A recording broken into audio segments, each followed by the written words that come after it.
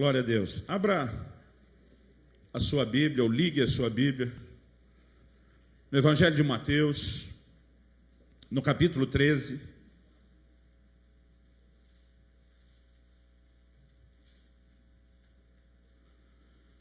E nós vamos ler o versículo 52.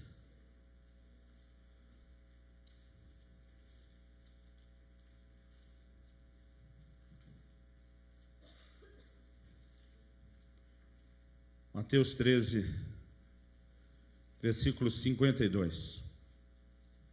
O Senhor Jesus diz assim: então lhes disse, por isso, todo escriba versado no reino dos céus é semelhante a um pai de família que tira do seu depósito coisas novas e coisas velhas. A NVI, a nova versão internacional, diz assim: ele lhes disse, por isso, todo mestre da lei, instruído quanto ao reino dos céus, é como o dono de uma casa que tira do seu tesouro coisas novas e coisas velhas. Basicamente, a variação da tradução só muda a expressão de um escriba versado no reino para um mestre da lei instruído no reino. O versado e instruído são sinônimos, né? Mas escriba e mestre da lei, para eles também eram sinônimos. O escriba, como o próprio nome diz, ele vivia de escrever, de fazer cópias da lei de Deus. Eles não tinham uma versão impressa das Escrituras, como nós temos hoje, um arquivo eletrônico, e a maneira de perpetuar a continuidade aí das Escrituras para as próximas gerações era continuamente se fazer cópias fiéis, precisas de cada um daqueles livros da lei. E esses camaradas viviam de copiar a lei de Deus. Eu não sei para você, na minha vida, uma das melhores formas de memorização que eu descobri tem sido escrever. Eu, desde a minha adolescência, eu comecei a copiar livros inteiros da Bíblia, epístolas inteiras da Bíblia. E, à medida que eu escrevi, isso me ajudava a memorizar. Agora, imagina alguém que fazia isso não de vez em quando. Fazia isso todo santo e bendito dia, continuamente. Eles passaram a ser chamados de mestres da lei, porque se tornaram profundos conhecedores das Escrituras. Literalmente, eles conheciam toda a ortografia, né? Eles conheciam tudo aquilo que estava lá. Agora, Jesus está chamando, reconhecendo que eles eram versados, instruídos no reino dos céus. E a comparação dele é semelhante a um pai de família ou dono de uma casa que tira do seu tesouro coisas novas e coisas velhas. Eu quero usar esse texto como ponto de partida para falar da importância, querido, mesmo no reino espiritual, porque qual é o tesouro de um escriba? É o seu conhecimento da palavra, é o seu conhecimento das Escrituras. Então Jesus não está falando apenas de coisas naturais, ele está falando de coisas espirituais. E ele mostra que mesmo no reino de Deus, há lugar, há importância, não só para coisas novas, mas também para coisas velhas. E esse é o tema da palavra que eu sinto da parte de Deus de repartir com vocês hoje, coisas novas e velhas. Porque eu percebo na igreja de Deus, de uma forma geral, uma grande confusão, uma verdadeira inversão em alguns casos em relação a esse assunto. Tem gente que acredita que a vida cristã é só baseada em coisas novas e erra quando não reconhece a importância de coisas velhas. Outros que até reconhecem a importância das duas coisas acabam errando porque misturam. Tem gente tentando renovar o que deveria envelhecer e tem gente deixando velho o que precisaria ser renovado. E eu quero que você pule para um outro texto comigo, que é o Evangelho de Lucas, no capítulo 5. E aqui eu quero que você perceba Jesus de novo falando sobre essa questão de coisas novas e velhas, e em cima desses versículos e dessa afirmação do Senhor Jesus, Lucas capítulo 5, nós vamos ler a partir do versículo 36, primeiro só o 36, você pode deixar aberto, depois nós vamos ler os outros versículos. Jesus diz assim: também lhes disse uma parábola, ninguém tira um pedaço de veste nova e o põe em veste velha, pois rasgará a nova e o remendo da nova não se ajustará à velha. Quando Jesus usa a expressão ninguém, ele não está dizendo que é impossível ser feito, quando ele diz ninguém faz, mas ele está dizendo que não existe nenhuma lógica nisso. A razão pela qual no natural ninguém faria é porque seria uma grande falta de bom senso, para não dizer uma estupidez sem tamanho. Então vamos pensar, querido, com a mentalidade daqueles dias. Hoje a gente tem a capacidade de poder trocar de roupa com facilidade, né? Em alguns casos a gente consegue tratá-las até de forma quase descartável. Eu e minha família já fizemos uma vez uma viagem pela Europa durante 1 mês e meio. E a gente só podia, porque estava voando só com aquelas companhias aéreas, né, de baixo custo, a gente só podia carregar uma mala de mão de no máximo 10 quilos. Agora tente você imaginar sobreviver 1 mês e meio com uma malinha de mão de no máximo 10 quilos. Né? Então, de vez em quando, o que a gente precisava fazer era descartar uma calça, uma camiseta, né? E simplesmente adquirir outra ao longo do caminho. Então, a nossa cultura, às vezes, não consegue entender o peso do que ele estava falando. Agora, confeccionar roupa naquela época não era tão fácil como para nós hoje que temos isso de forma industrializada, barata, acessível. Agora, tente imaginar, alguém está com a roupa velha, rota, rasgada, estragando. Ele tem a oportunidade de ter acesso à solução, que é a roupa nova. O que é a lógica, e não precisa nem muita inteligência para entender isso, sugere fazer. Abandona essa roupa velha, descarta ela, e pega logo a nova e o problema está resolvido. Agora Jesus diz, ninguém, tendo a possibilidade de trocar a velha pela nova, em vez de trocar, vai lá cortar um pedaço do vestido novo, para tentar remendar o velho. Ele diz, porque se fizer isso, estragou o novo, e também não resolveu o problema do velho. No entanto, embora no reino natural ele diga, ninguém faz isso.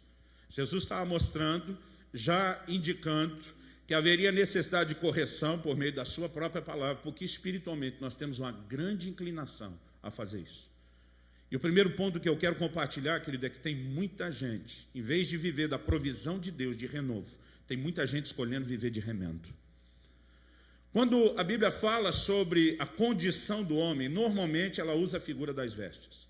Desde Gênesis, quando o homem peca, se vê nu, tenta resolver a situação da sua forma, Deus providenciando de outra, ao longo de toda a Escritura, até Apocalipse, quando a Bíblia fala muito de lavar as vestes no sangue do Cordeiro, as vestes falam da condição do homem diante de Deus. Quando você lê o Novo Testamento, Paulo falando a quem já se converteu, não era para quem precisava se converter, a quem já se converteu, e diz, ei, vocês têm que se despir do velho homem. Ele está falando do comportamento da vida anterior, como se fosse uma roupa. E diz, e você tem que se vestir do novo homem, criado segundo Deus, em verdadeira justiça e santidade. Nós precisamos entender que Deus tem um projeto, e ontem a gente falou um pouquinho sobre isso, que envolve transformação das nossas vidas. Eu sou um pregador de fé, querido, eu não quero que você me entenda mal. Eu creio que Deus quer intervir em cada área da nossa vida. Eu creio que nós podemos viver o sobrenatural de Deus na nossa casa, na nossa família, nas nossas finanças, na nossa saúde. Eu creio nisso de coração. Mas me aborrece ver que a maior parte dos pregadores da mídia hoje em dia, eles estão oferecendo um evangelho que parece só ter o poder de mudar a circunstância terrena da vida das pessoas. A maior parte das pessoas está sendo instigada a buscar a Deus só para viver uma vida um pouquinho melhor aqui na terra. Mas Paulo diz lá em 1 Coríntios 15, se é só para essa vida que esperamos em Cristo, nós somos de todos os homens os mais infelizes. Outra versão diz os mais dignos de lástima. Nós precisamos ter uma perspectiva de que o evangelho, acima de tudo, querido, antes de tentar melhorar a nossa vida terrena, é produzir em nós transformação. O grande propósito da obra do Espírito Santo é nos transformar na imagem do Senhor Jesus. Agora, eu não sou assim tão velho, mas eu nasci, fui criado no Evangelho, e eu tenho assistido a transição de uma geração para outra. Antigamente, a gente tinha muito testemunho nas igrejas e nos cultos, de transformação. As pessoas se levantavam para dar testemunho, para dizer, eu era assim, hoje eu sou dessa forma, minha vida foi mudada. Isso aconteceu, a maior parte do tempo os testemunhos envolviam transformação. Hoje raramente se ouve um testemunho de transformação. Hoje você ouve, eu não tinha nada, agora eu tenho um pouco mais. Eu consegui isso, eu consegui aquilo. Isso me assusta. A minha geração, quando nós olhávamos para os homens de Deus, a gente era atraído pelo desejo de ser o que eles eram em Deus. A nova geração, eles olham para a gente e eles têm vontade de ter o que a gente tem. Um dia desse alguém falou, pastor, eu quero ser que nem você quando crescer. Quero viajar o mundo todo. Eu olhei para aquilo e falei, que coisa banal. Né? Porque em algum momento eu imaginei, eu quero experimentar, eu quero ter aquilo que você entrou em Deus. Não, mas ele estava dizendo, eu acho seu estilo de vida o máximo. Era só isso. Há uma mudança de mentalidade e nós precisamos tomar cuidado, querido, porque simplesmente vai nos conduzindo na direção errada. Eu percebo que a maioria dos crentes tem a dificuldade de enxergar o todo. E quando eu falo de viver de remendo e não de renovo, não é só uma escolha consciente de eu não quero isso. Muitas vezes é a nossa incapacidade de enxergar que o que Deus está oferecendo é um pacote inteiro de transformação. Deus não quer apenas mexer em uma ou outra área da minha e da sua vida. Deus quer mudar tudo, querido. Você pode dizer amém? Agora, qual é o nosso problema? Nós somos seletivos demais. A gente tem uma dificuldade enorme de ver o todo.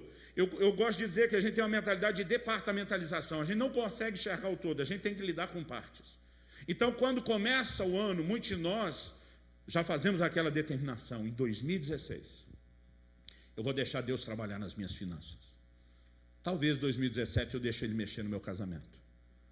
Quem foi que disse, querido, que Deus tem que mexer em uma única coisa de cada vez? Deus tem um pacote integral de mudança e transformação completa.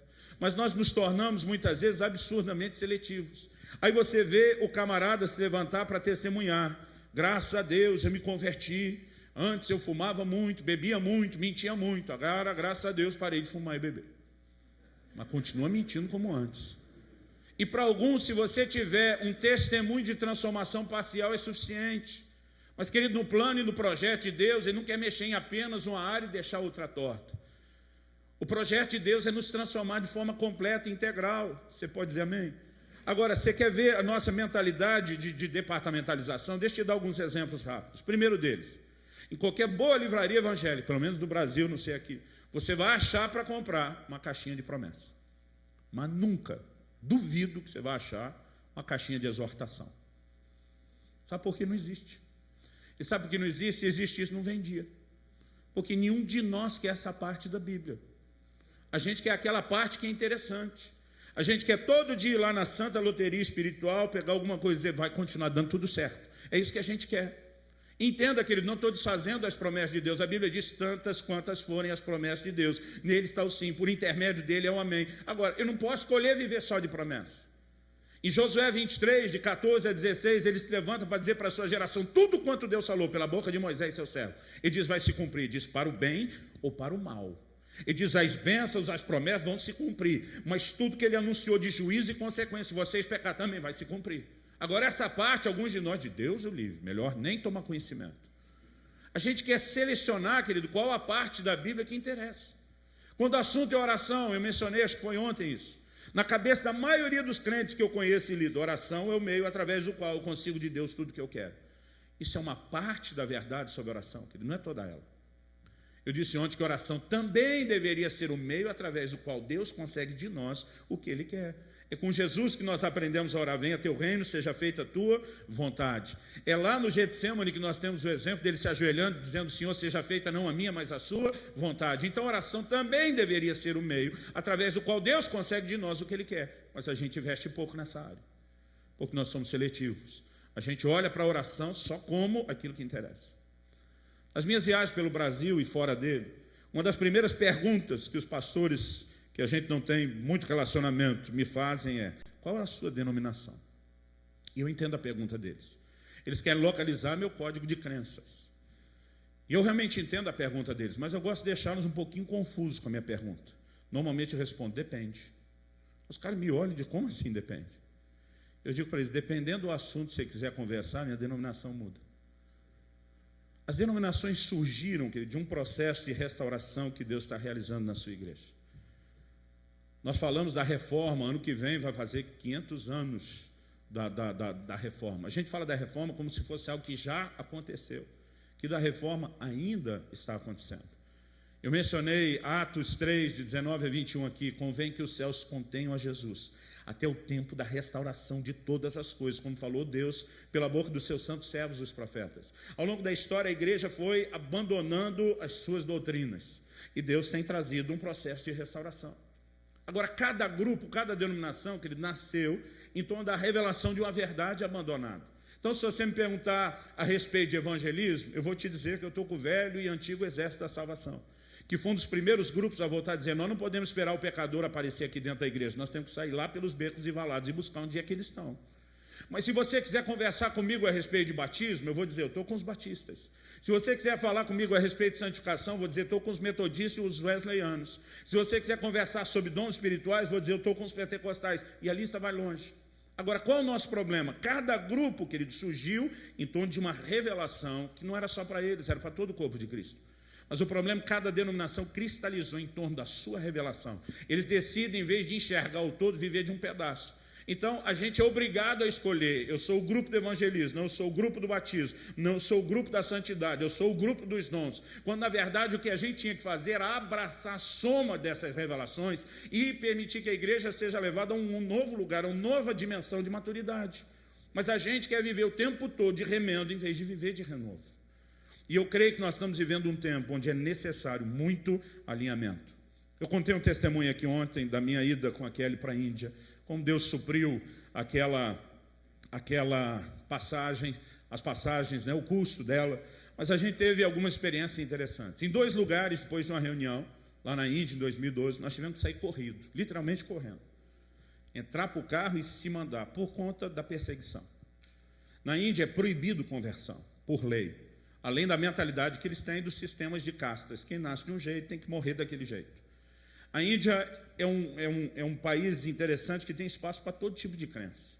Ela não é só o berço do hinduísmo, do budismo, como também tem espaço para o cristianismo, para o islamismo. Mas na cabeça deles se você nasceu cristão, o hindu diz, eu não vou tentar converter você, fica cristão. Agora, eles não aceitam que a gente tente convertê-los. Eles vão olhar para a gente e dizer, eu nasci hindu, eu morro hindu. Agora, o problema, irmão, é que o nosso negócio é conversão. A gente vive disso, essa é a nossa missão. Vou esperar pelo menos um amém, gente. Amém. Então, qual é o problema? Quando eles começam a perceber que a gente está trabalhando para converter a turma deles, isso vai terminar em perseguição. É sempre assim. Então, em um dia nós estávamos fazendo uma reunião que era um batismo escondido. De alguma forma, parece que a notícia vazou e nós tivemos que sair correndo. Um outro dia, estava pregando numa praça pública.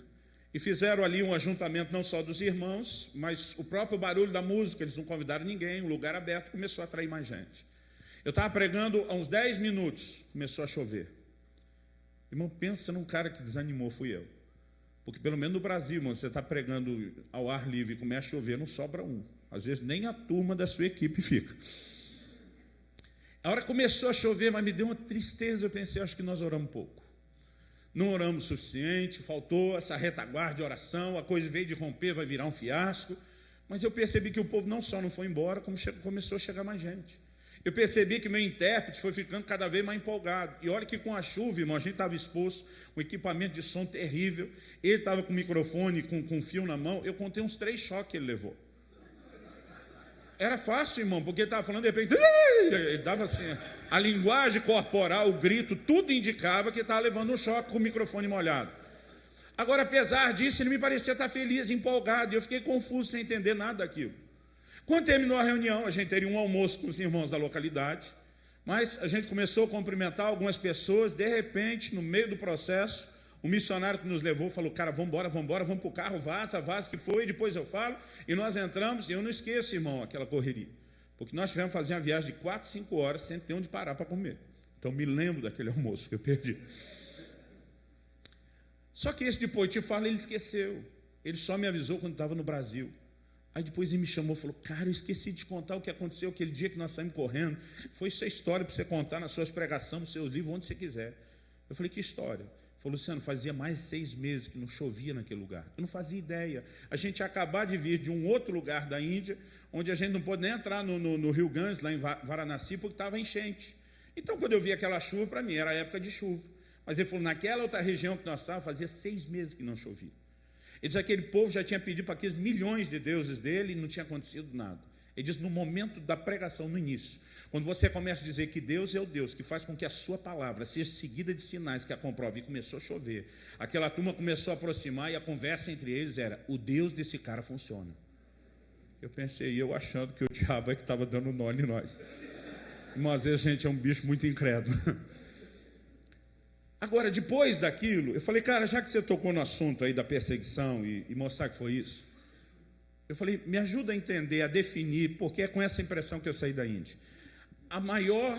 O maior desafio de vocês é a proibição à conversão? Ele falou, não. Eu falei, como não, cara? As 2 vezes que o negócio estava bombando, batismo, outro que teve esse sinal, nós tivemos que correr. Na minha opinião, esse é o maior desafio. Ele falou para mim, Luciano, o islamismo também vive de conversão. Eles não têm o Espírito Santo, como nós temos para convencer os outros, não têm recursos sobrenaturais. Eles estão diante do mesmo desafio na Índia, mas estão crescendo mais do que a gente. Estão convertendo mais gente do que a gente. Eu fiquei pasmo com essa notícia. Ele falou, se isso é um problema para nós, tinha que ser um problema para eles. Se não está sendo para eles, que não tem nem o que nós temos, esse não tinha que ser o nosso problema. Ele falou, eu não queria que esse seja o nosso problema. Eu falei, qual que é o maior desafio? Ele falou, Luciano, o nosso maior desafio é a forma como a nossa geração decidiu pregar o Evangelho. Ele diz, quando alguém se converte ao islamismo, ele tem que ajustar totalmente a sua vida ao Corão. Ele não vai ajustar o Corão à sua vida. Você não vai encontrar em lugar nenhum do mundo, querido, uma espécie de islamismo light. O que tem é o mais radical e o menos radical. Mas o mínimo que tem é radical. A única variação é do radical para mais radical. Porque a pessoa não pode ajustar o islamismo à sua vida. Ela tem que ajustar a sua vida ao islamismo. Se ela converter, ela abraça aquilo tudo ou ela não entra. E se entrar e tentar viver de forma diferente, está fora e às vezes fora do planeta.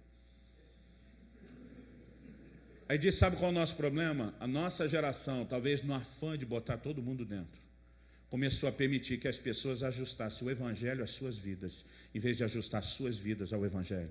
Ele diz, o nosso maior desafio é conseguir combater a pregação da própria igreja, que sugere que as pessoas podem pegar um pedaço do evangelho e outro não. Isso me trouxe choque, querido, porque eu descobri que isso não é o problema só da Índia. Esse é o problema da igreja como um todo, no Brasil, no resto do mundo.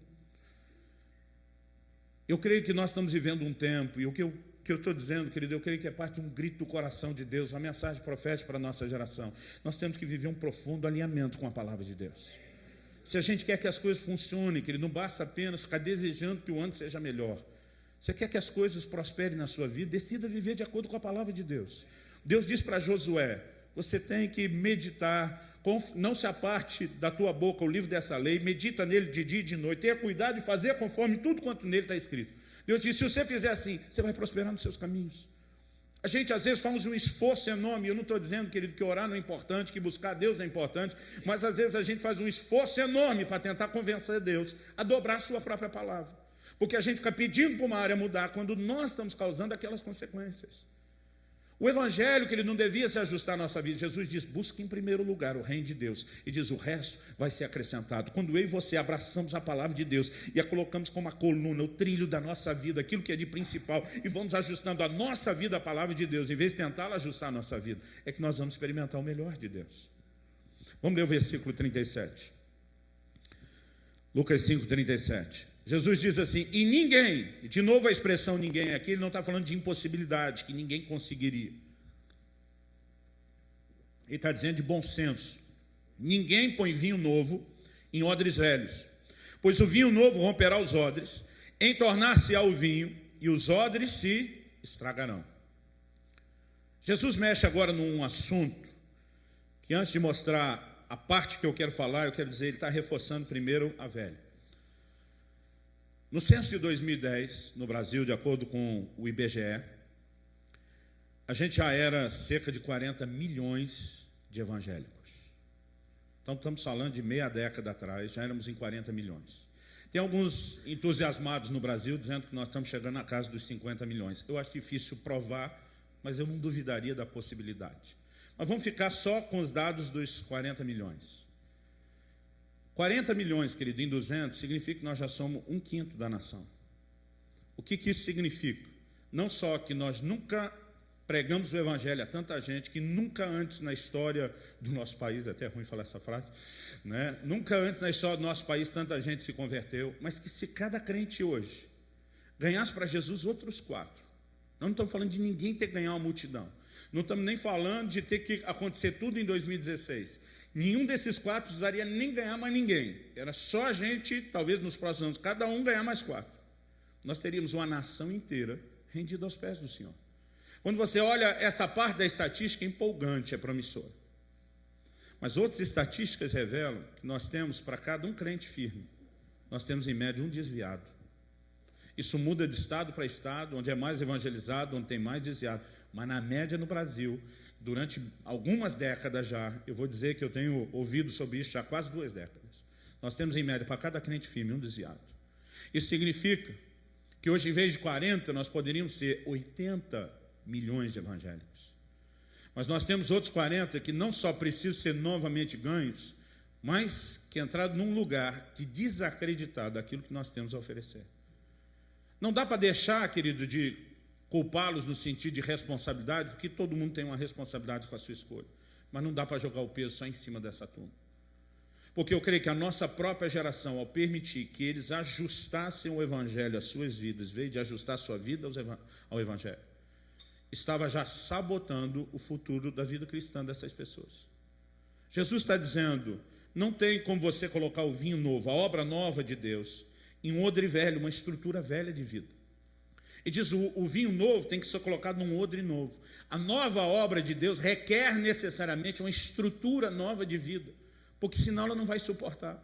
O odre era uma espécie de cantil de couro, feito do couro dos animais. E quando se prensava lá as uvas no lagar e pegava o suco da uva, no Velho Testamento era chamado de mosto, vinho novo, e estocava ele no cantil de couro, ele ia passar pelo processo natural de fermentação. Quando a fermentação começasse, ia dar pressão dentro da bolsa de couro.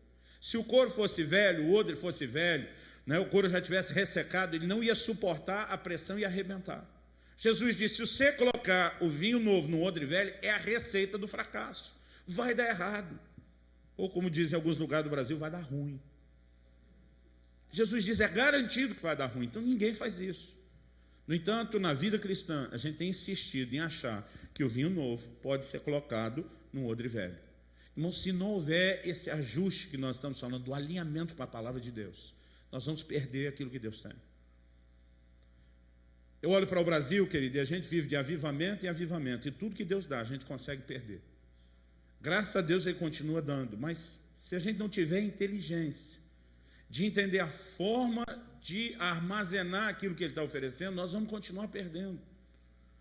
Eu acredito que é algo assim da suma importância que a gente ajuste a nossa vida ao padrão de princípios da palavra de Deus. Você pode dizer amém? Mas eu quero ir além disso, porque esse entendimento nós já deixamos claro no versículo 36. Vamos continuar lendo aqui o 38, a continuação do 37. Jesus diz assim, pelo contrário, vinho novo deve ser posto em odres novos e ambos se conservam. Você pode repetir essa frase comigo? Diga, e ambos se conservam. E depois no 39 Jesus diz, e ninguém tendo bebido vinho velho prefere o novo, porque diz o velho é melhor. Irmão, no reino de Deus, a gente precisa entender que há momento de você trocar o velho pelo novo, como é o caso das roupas. Mas há momentos onde a ideia de Deus não é ficar trocando o que você tem por algo novo. Quando o assunto é o vinho, a ideia não é ficar trocando de vinho. A ideia é deixar esse vinho envelhecer. Envelhecer aqui não estamos falando de estragar. Porque quando se fala do vinho, não precisa nem entender muito sobre o assunto. O vinho devidamente guardado e armazenado, ele se torna cada vez melhor. No plano espiritual, Jesus está dizendo que o vinho é a mesma coisa. Um vinho que é devidamente guardado, armazenado, não substituído o tempo todo, ele vai se tornar melhor do que aquilo que era quando você o recebeu no início. E quando nós falamos da obra do Espírito Santo em nós, eu creio que nós como igreja, e vou colocar um peso a mais nos brasileiros que gostam de novidade, nós temos um problema sério quando nós lidamos com as coisas do Espírito Santo como se a gente precisasse o tempo todo de novidade. Eu me lembro que no início da década de 90, chegou no Brasil o eco de algo que já estava acontecendo aqui nos Estados Unidos, que era falar a respeito da nova unção. E eu não estou falando contra ela. Salmo 92:10 diz, tu me unges com óleo fresco. Existe um óleo novo. Graças a Deus por isso. Mas eu creio que a única razão pela qual Deus tem um óleo novo, querido, é porque muitas vezes nós já comprometemos o anterior. Mas se a gente entender o que é guardar, proteger devidamente, conservar aquilo que Deus deu, a gente não precisaria ficar substituindo. Unção, querido, eu acredito que não deveria ser renovado o tempo todo. Experiências com Deus, sim. Eu vou falar sobre isso daqui a pouco. Mas unção, não. Aliás, o nosso problema é olhar para a unção, querido, quase como se fosse um mimo de Deus. Outro dia um irmão chegou, pastor, bota a mão em mim, aí libera a unção. Eu falei, para quê? Ele ficou me olhando assustado. Eu falei, irmão, é sério, o que é unção? É a capacitação para o cumprimento de um propósito. É isso que é unção. Eu falei, nós dois sabemos, e eu posso ser honesto com você, porque você vai concordar comigo, que você está no grupo do mais vagabundo espiritualmente falando da igreja. Você não quer fazer nada. Para que você quer unção? Ele falou, pastor, não precisava pegar tão pesado. Eu falei, para que você quer unção, querido? Isso não é brinquedo. Mas na cabeça dele, eu estou precisando de uma coisinha nova, então eu vou pedir unção. Mas a unção, querido, ela não é para ser substituída toda hora. Alguns anos atrás, Deus falou comigo de uma maneira muito forte. em cima de um texto. Se você for rápido, abra lá. Eclesiastes, capítulo 10, versículo 1. Eu estava dormindo e Deus falou comigo num sonho a respeito do que Ele queria que eu pregasse na nossa igreja no outro dia. E foi interessante, eu não sei se eu chamo isso de um sonho, de uma visão, mas eu estou em pé no meio do nada, não dá para explicar o que é o meio do nada, não tinha chão, não tinha nada. E de repente alguém aparece atrás de mim. Essa pessoa se aproximou, eu senti muita curiosidade de olhar para ver quem era, mas eu não sentia que eu tinha permissão. Então eu tinha que conter minha curiosidade. Eu sei que a pessoa está atrás de mim, não sei quem é. Não sei se era um anjo de Deus, se era virtual, só do sonho. Mas essa pessoa se aproximou e começou a falar. Ele diz: a impressão que você estava no seu espírito durante todo o dia, de que a mensagem que você já tinha pronta para o culto do dia seguinte não é a que Deus quer que você compartilhe nesse domingo. E diz: exato, esse é o testemunho do Espírito Santo, essa mensagem vem da parte de Deus. Eu no sonho tomei a liberdade de dizer: já que você está aqui, poderia me dizer então o que é para eu pregar? Porque eu só sei o que não é para pregar, que é o que eu tinha pronto, eu não tenho mais nada pronto. E de repente apareceu na minha frente, como fosse uma projeção do multimídia, esse versículo, Eclesiastes 10:1. Qual a mosca morta faz unguento do perfumador, exalar mau cheiro, assim é para a sabedoria e a honra um pouco de sultice. A hora que eu li isso, irmão, sinceramente, pensei dentro de mim, lascou tudo. Pensei: o que é que vai sair de um texto desse? Esse não é o tipo de versículo que você tem grifadinho na Bíblia, memorizado, decorado. Eu olhei e falei: será que você podia me ajudar? Ele falou: há duas mensagens nesse texto.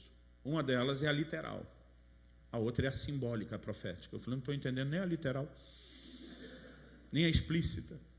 Ele disse: a mensagem explícita ela poderia ser entendida a partir de um ditado popular entre vocês. E ele me diz: eu percebi que no Brasil isso muda de estado para estado, muda a quantidade, mas o ditado é basicamente o mesmo. A gente diz: fulano pode acertar 1000 vezes, se errar uma. Tem lugar que é só acertar 100. Pode acertar 100 vezes, se errar uma. O que a gente está querendo dizer? Que um pouco de coisa ruim, às vezes pesa mais que muita coisa boa. E é isso que ele está dizendo: um pouco de estultícia, ele vai comprometer toda a sabedoria e a honra na vida de alguém. Então não adianta ter durante muito tempo muita sabedoria e honra. Se um pouco de estultícia entrar, zedou tudo. E para explicar isso, ele dá um exemplo que era comum para eles. Assim como a mosca morta faz unguento do perfumador exalar mau cheiro. Como o perfume era produzido na antiguidade, queridos, eles não tinham o sistema industrializado que você temos. Então eles trabalhavam colocando as essências das plantas, das flores, dentro do óleo. Quando fala do óleo, do unguento do perfumista, o perfume era literalmente um óleo. Eu tive o privilégio de visitar alguns anos atrás, na cidade do Cairo, no Egito, uma fábrica de perfumes. Eles usam a essência industrializada hoje, mas trabalham com o sistema de antigamente, colocando no óleo. Não tem álcool, não tem fixador, não tem nada. É a essência dentro do óleo. A gente ainda usa o sistema do óleo para culinária, porque o óleo tem o poder de puxar tanto o cheiro como o gosto. Então a gente enche de tempero, não é verdade? Eles faziam isso com o perfume. Quando Jesus está falando lá sobre jejum, unge o teu rosto com óleo, não está falando de você enfiar a mão no óleo, lambuzar a cara. Ele está falando de passar perfume, de vir a público apresentável.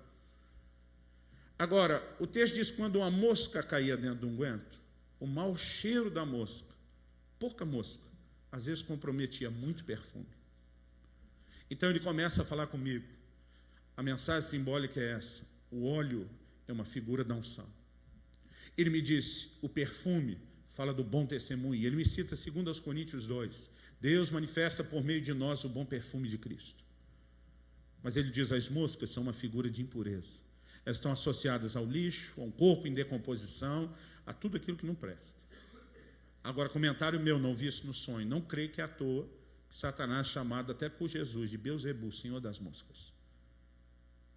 Então ele estava dizendo: a chave da mensagem que você precisa pregar amanhã está na resposta à pergunta que eu vou te fazer. E ele me perguntou: por que foi que a mosca caiu no perfume? Eu, honesta, sinceramente, respondi: eu sei lá. O texto só está dizendo caiu, não diz por que caiu. Mas ele me respondeu uma questão de lógica. A mosca só caiu no perfume porque estava destampado. Se tivesse coberto, se tivesse protegido, jamais a mosca teria caído, jamais teria estragado o perfume. Ele diz: a mensagem que Deus quer que você proclame amanhã na igreja que Ele lhe confiou É um desafio, um chamado ao povo a proteger, a zelar pela unção que lhes foi dada. Ele diz, porque muitos de vocês, quando começam a flertar com as impurezas desse mundo, estão comprometendo com um pouco de impureza, muita unção de Deus na vida de vocês. O nosso problema não é mais nem, querido, a gente precisar de unção. A gente tem provado muita unção. O problema é que muitas vezes a gente está neutralizando, a gente está anulando o efeito que a unção poderia ter, porque nós não temos o zelo devido de andar diante de Deus em santidade. Unção, querido, eu não acredito que é para ficar sendo trocada toda hora. Unção é para ser guardada, é para ser protegido, porque quando eu e você conservamos, ela vai se tornando cada vez melhor. Em último lugar, eu preciso correr. E eu preciso que vocês me ouçam bem rápido. Está uns 10 minutinhos ainda? Apesar da unção não precisar ser trocada e substituída o tempo todo, porque se a gente guardar devidamente, ela se torna melhor. Um dia desse eu preguei na igreja de um pastor amigo, e no final do culto ele me procurou e falou, meu Deus do céu, que revelação da palavra foi essa? Eu achei até que ele estava brincando. Eu falei, essa empolgação é séria? Ele falou, não, Luciano, eu estou surpreso, impactado. Eu falei, amigo, eu já preguei essa mensagem aqui na sua igreja há 10 anos atrás. Ele falou, não, mas não era a mesma. Eu falei, a mesma. Não, se melhorou. Eu falei, a mesma. Eu falei, eu toquei o play da mesma mensagem. Quando eu ajusto, encontro a melhor forma de comunicar algo, falei para ele, vão ser os mesmos textos, na mesma ordem, a mesma que o Espírito Santo me dê algo, a minha didática funciona assim. Meus filhos, em especial o Israel, ele tem uma diversão em alguns cultos, é ficar falando para alguém que está do lado, agora ele vai falar isso. Agora vai falar que, porque além de me ouvir pregar ao vivo, ele ainda tem a capacidade de ficar ouvindo minhas mensagens gravadas. Às vezes, para dar um trote nele, eu mudo alguma coisa, ele me olha assim, mudou. Eu falei para esse meu amigo, foi a mesma mensagem. Ele falou, não pode, cara. De 10 anos atrás não impactou como dessa vez. Ele falou, a mensagem está melhor. Eu falei, aí eu vou concordar com você, ela não está diferente, mas ela está melhor. Porque tudo aquilo que a gente guarda e conserva em Deus, querido, vai se tornando cada vez melhor. Tem um poder de efeito cada vez maior. Quem está entendendo, diga amém. Mas o problema quando a gente quer trocar de unção o tempo todo, querido, é que a gente está confundindo unção com uma outra coisa que é importante renovar. São as nossas experiências com Deus. E apesar de ter dado uma volta, falar de assuntos que eu julgo que eram muito importantes, eu vou dizer que esse é o meu ponto principal. A minha oração, e eu creio que esse é o desejo do coração de Deus, é que 2016 seja um ano de experiências novas e maiores com Deus na vida de cada um de nós. Porque experiência, diferente da unção, querido, as experiências com Deus, elas devem ser renovadas o tempo todo. Elas precisam ser renovadas o tempo todo. A gente tem a mania de pegar lá Filipenses 3, 14 e 15, esquecendo-me das coisas que para trás ficam, prossigo para o alvo, avanço para aquilo que está diante de mim, prossigo para o alvo. E a gente usa isso só para esquecer coisa ruim. Então, normalmente, em cima desse versículo, eu penso, tudo aquilo que eu cometi de pecado no passado, graças a Deus fui perdoado, o sangue de Jesus me purificou, então eu esqueço e avanço. E você tem que fazer isso mesmo. Ou então a gente diz, aquilo que é emocional, alguém me magoou, feriu, mas eu entrei num lugar de dar a devida resposta em Deus, de perdoar, então eu virei a página, superei, eu sigo. E você tem que fazer isso mesmo. Você já parou para pensar que algumas coisas boas também deveriam ficar para trás, a fim de você poder entrar nas melhores que Deus tem? Alguns de nós, queridos, estamos amarrados em uma dimensão de experiência, de intervenção de Deus do passado. A gente levantou aquilo como um troféu, como se já tivéssemos chegado onde deveria, e a gente não consegue ir além disso. Agora, eu acredito de todo o meu coração que se eu e você tivermos a atitude correta, nós vamos atrair manifestações maiores da parte de Deus. E segundo Crônicas 16, 9, se não me engano, a palavra de Deus diz, o Senhor diz, que os olhos do Senhor passam por toda a terra, procurando um coração íntegro para com Ele, a fim de se mostrar forte para com essa pessoa. Irmão, Deus quer se revelar com mais intensidade, mas Ele está tentando achar em quem Ele vai poder descarregar manifestações maiores. Então não é falta de Deus querer. Todo irmão falou, pastor, me ajuda a orar. Eu tenho que convencer Deus que eu quero. Irmão, você não tem que convencer, Deus quer mais do que você. A gente tem que entender como que nós vamos atrair e liberar essas manifestações. E se tem um cara na Bíblia que me inspira em relação a isso, é o tal do Eliseu. Eu não vou ler todos os textos, eu vou citar alguns, você pode ver depois, porque eu quero resumir isso. Você talvez lembre dos detalhes da história de uma forma mais profunda, outros talvez com menos, mas a história de Elias e Eliseu é bem conhecida. Eu, desde criança, lendo a Bíblia, eu gostava muito das histórias do Velho Testamento, especial dos profetas, em especial de Elias e Eliseu. Mas a minha ótica de quando criança era mais ou menos assim: Elias era o cara, Eliseu talvez fosse o carinha. Eu era empolgado, era com Elias, vai descer fogo do céu, bota para quebrar. E o Eliseu, ele é legalzinho. Mas eu não conseguia, de alguma forma, permitir que Eliseu me fascinasse. À medida que o tempo foi passando e eu fui amadurecendo o entendimento bíblico, pensa num cara que começou a me fascinar, foi o tal do Eliseu. E eu não quero desmerecer o Elias, eu quero valorizar o Eliseu aqui. Porque Elias tem um momento, querido, apesar da grandiosidade do seu ministério, de talvez depois de Moisés ser o maior vulto do Velho Testamento, a gente não pode deixar de reconhecer o que a Bíblia diz. Elias desistiu do seu ministério. Quando ele chega naquela caverna e ele pede para si a morte, e eu tenho dito para alguns crentes: cuidado com o que você ora, que tem umas coisas que a gente pede, elas são atendidas. Ele basicamente estava para Deus, dizendo para Deus: não brinco mais, desisti, não quero, chega para mim, deu a conta. E quando ele apresenta a carta de demissão, de resignação, Deus aceitou. E diz: ok, só que primeiro você vai cumprir um aviso prévio, e antes de eu te demitir de vez, você precisa de um substituto. Então Deus diz para Elias, lá em 1 Reis 19: minhas últimas tarefas para você vão ungir Jeú, rei de Israel, Azael, rei da Síria, e depois, em terceiro lugar, você vai ungir Eliseu, profeta, em seu lugar. É a única vez que você vai achar isso na Bíblia: profeta em seu lugar. Deus diz: já que você está vazando, indo embora antes de cumprir o projeto, então acha alguém que termine aquilo que eu lhe confiei. Você sabe o que Elias fez, irmão? Ele não ungiu Jeú, rei de Israel, nem Azael, rei da Síria. Ele pula, ele vai direto no Eliseu. Como quem diz: eu só vou arrumar um substituto e Deus chega. Quem teve que ungir Jeú, rei de Israel, e Azael, rei da Síria, foi Eliseu, porque Elias não fez. Agora, chega o momento de Elias ir embora. Irmão, eu fico pensando que Deus realmente é alguém fantástico. Porque se eu sou Deus, Elias estava roubado comigo. Mas para Deus, aquilo que você é ainda mais importante do que aquilo que você faz. E também não dá para negar que o Elias tinha um crédito, porque ele fez muito antes de desistir. Deus decide tirá-lo dessa terra e com estilo. E quando está chegando o momento, tem algo interessante na atitude de Eliseu. Elias chega para Eliseu e diz: ó, fica aqui, que eu vou não sei aonde fazer não sei o quê.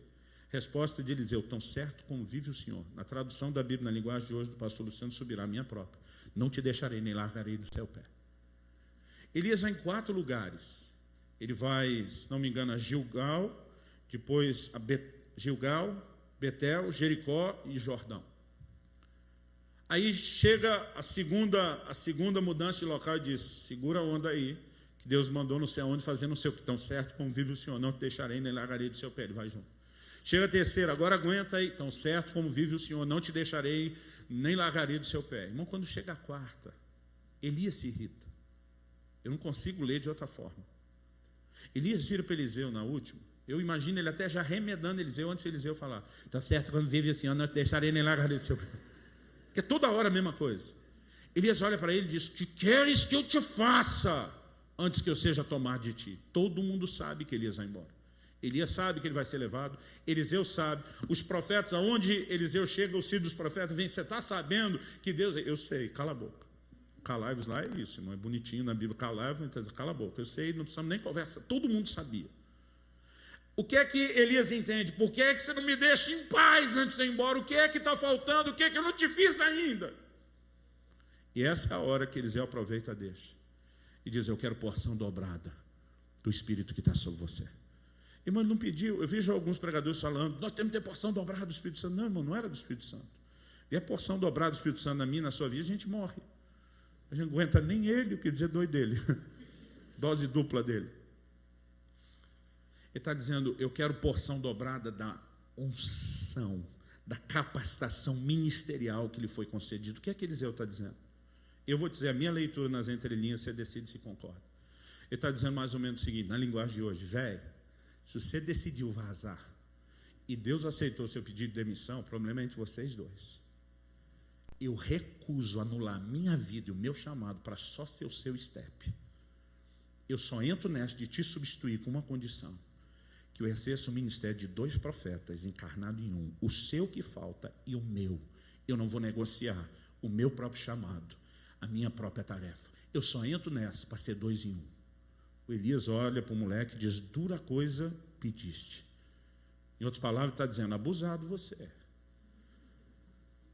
Mas ele joga a batata quente para cima e diz: se me vires quando for tomado de ti, assim te fará. Irmão, pensa no moleque, o tal de Eliseu, que atraiu o favor de Deus. Porque quando Elias sobe, ele não apenas vê, mas, irmão, eu amo a atitude de Eliseu quando aquela capa cai.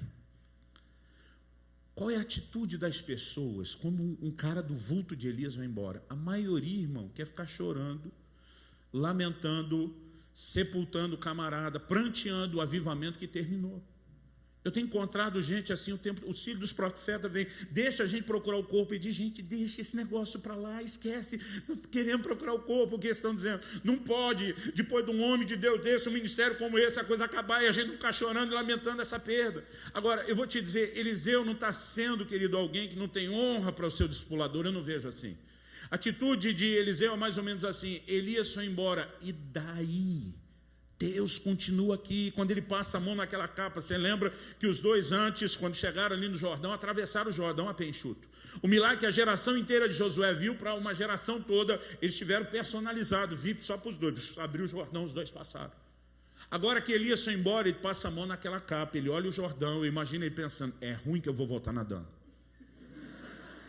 Sabe o que ele está dizendo, querido? Eu estou determinado a não ter nenhum nível de retrocesso com aquilo que eu já alcancei em Deus, com aquilo que eu já conquistei. É daqui para frente, não daqui para trás. Ele passa a mão naquela capa e agora ele não tem mais o Elias que abriu, mas ele fere as águas e o brado dele é: onde está o Deus de Elias? Ele não está perguntando cadê Elias. Ele sabe que Elias foi embora, ele sabe que Elias não volta mais, mas ele está dizendo: Elias foi embora, e daí? Deus ficou. Irmão, eu quero te dizer, não importa quantos avivamentos, quantos moveres já passaram, o Espírito Santo não foi embora. Deus continua presente conosco, coisas maiores virão, manifestações maiores virão.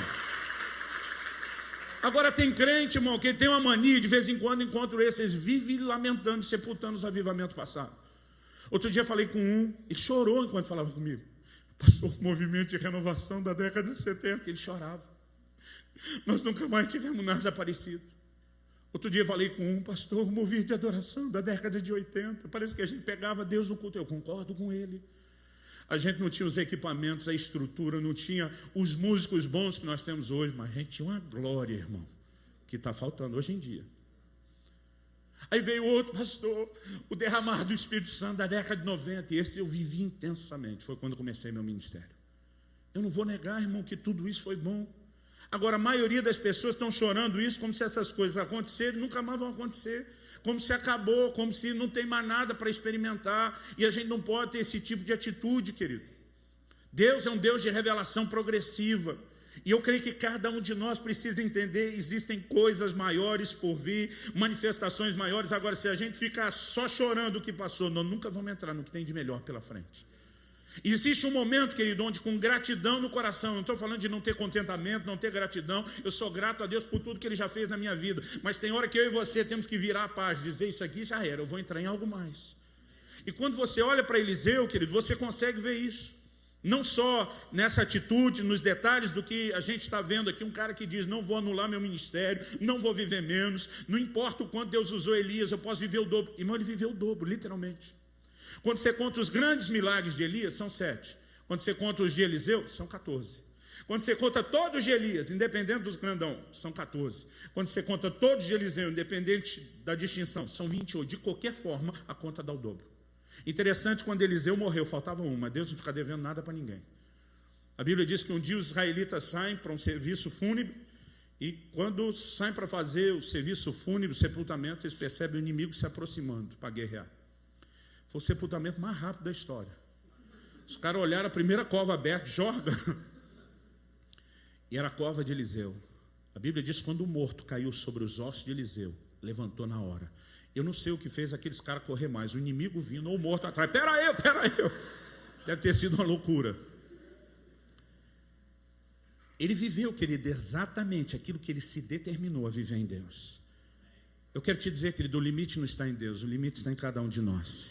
E nós precisamos ter um coração faminto, um coração sedento. Irmão, Deus não é um Deus de desperdício. Quando multiplica pães e peixes, Jesus diz, recolhe o que sobrou para que nada se perca. Quando orienta seus apóstolos, ele diz, não dei pérolas aos porcos. Deus não é um Deus de desperdício. Isaías profetizou e diz, derramarei água sobre o sedento. O que Deus tem para oferecer, irmão, para quem vai valorizar, para quem vai experimentar, para quem vai usufruir, para quem não vai negociar aquilo. Então não adianta Deus ter muito para dar, Ele ter vontade. Se não tiver, irmão, o problema da igreja hoje, para mim é muito sério. Amós profetizou isso, que vem dias, diz o Senhor, em que enviarei fome sobre a terra. E diz, não fome de pão, nem sede de água, mas de ouvir as palavras do Senhor. O que está faltando para a igreja hoje, querido, não é alimento, o que está faltando é fome. Nós nunca tivemos tanta revelação da palavra, nós nunca tivemos tanta liberação de Deus, como talvez a última geração está experimentando. Mas às vezes o que falta é esse interesse. Mas se a gente se permitir ser despertado, nós vamos provocar uma liberação em Deus como nunca antes. E para finalizar mesmo, de verdade, em 2 Reis capítulo 4, uma das viúvas dos filhos dos profetas vai até Eliseu. Ela chega e diz, ó, teu servo morreu. Não deixou previdência, nem pública nem privada, não deixou poupança, não deixou fundo de reserva. Na verdade, deixou uma dívida. E agora os credores estão aí para levar meus filhos como escravos. A mulher não foi atrás de uma consulta financeira. Ela vai em Eliseu como homem de Deus, atrás do milagre, de uma intervenção de Deus.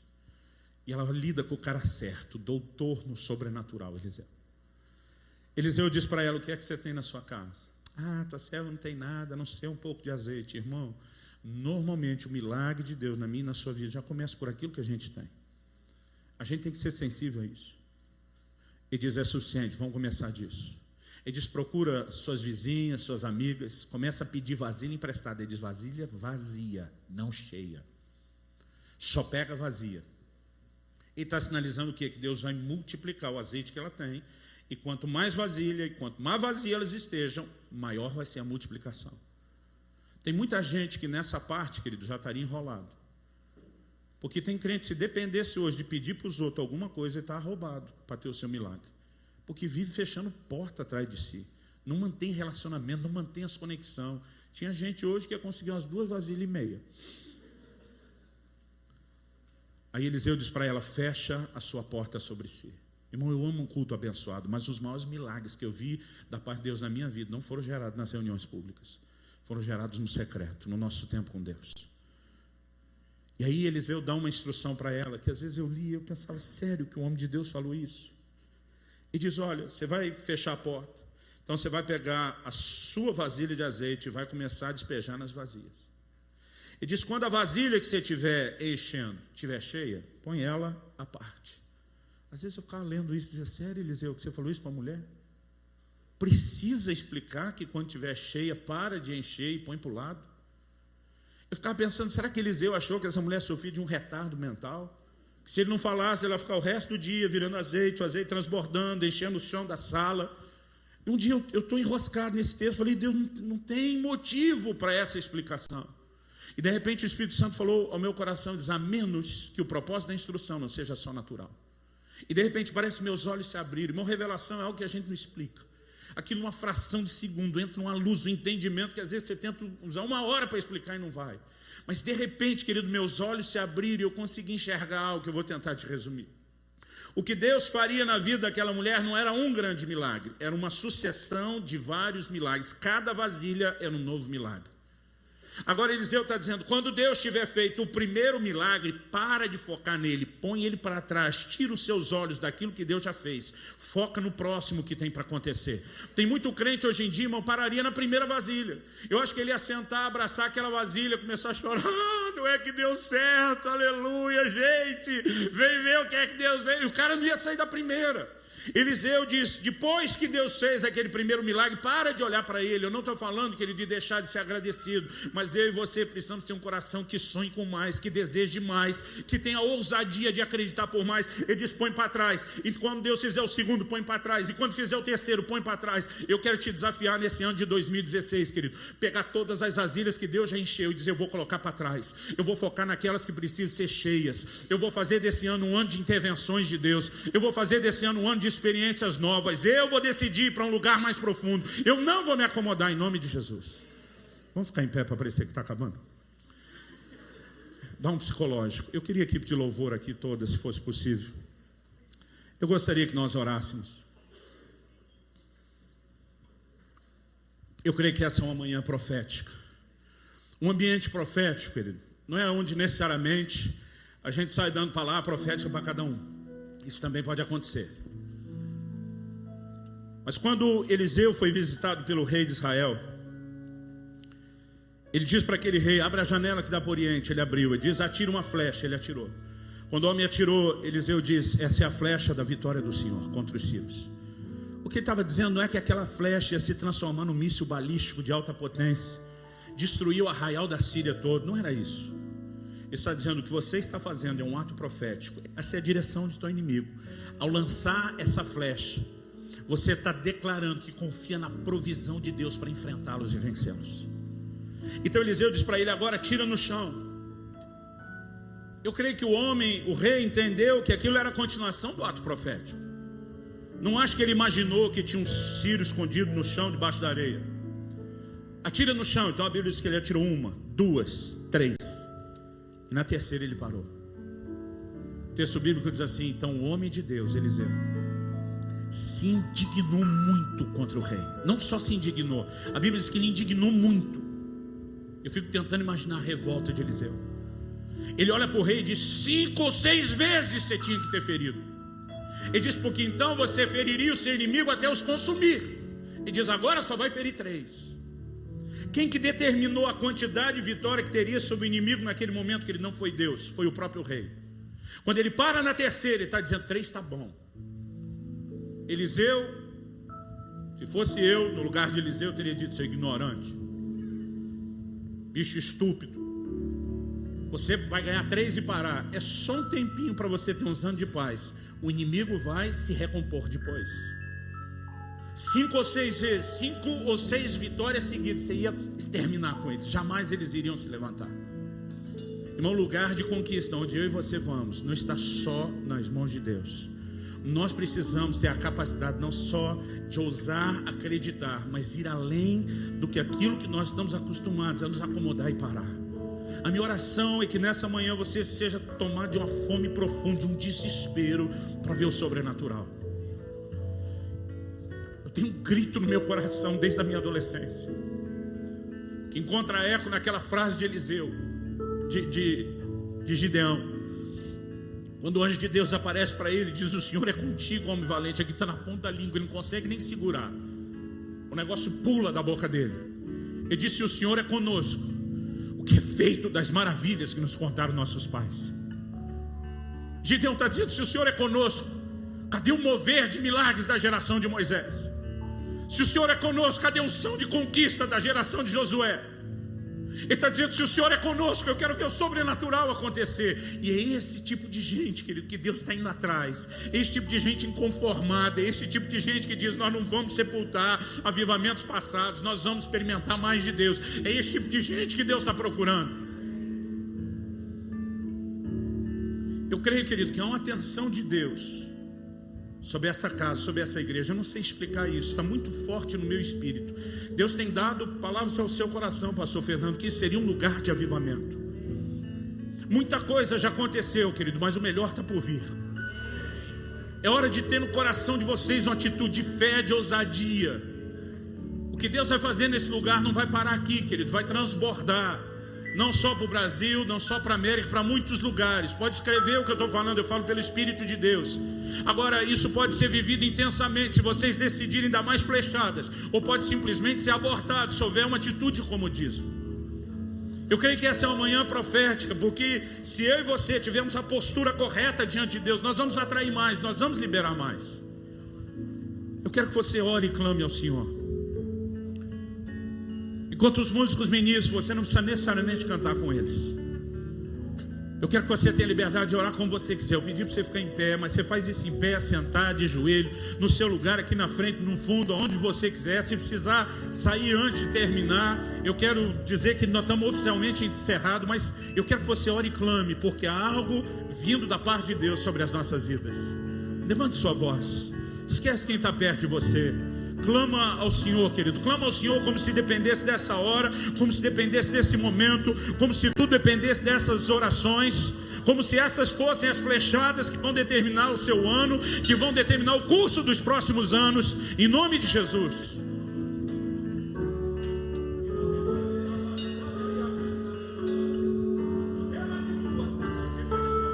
Escutas quando